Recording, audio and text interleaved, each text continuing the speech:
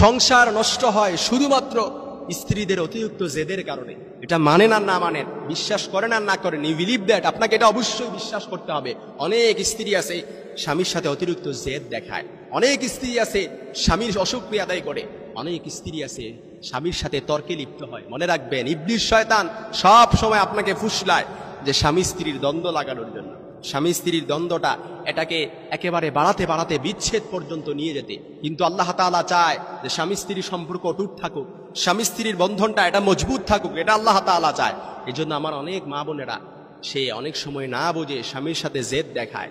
সে স্বামী যে হুকুমগুলো করে সেটা মানতেই যায় না। সে বলে আমি তালুকদার বংশের লোক, আমি মজুমদার বংশের মেয়ে, আমি ভুইয়া বংশের মেয়ে, আমার উপর কর্তৃত্ব খাটাবে। এটা তো মেনে নেওয়া যায় না। কিন্তু আপনাকে এটা বুঝতে হবে, কোরআনে আল্লাহ তাআলা বলেছেন আর রিজালু কাওয়ামুনা আলান নিসা, আপনার উপর আপনার স্বামীকে অভিভাবক হিসেবে স্বয়ং আল্লাহ তাআলাই পাঠিয়েছেন। আপনার উপর কর্তৃত্ব আপনার স্বামীকে এটা স্বয়ং আল্লাহ তাআলা দিয়েছেন। এই জন্য স্বামী যে হুকুমগুলো করবে আপনি এটা হয়তো প্রথমত আপনার মানতে কষ্ট হবে, কিন্তু এই অভ্যস্তটা আপনাকে করতে হবে।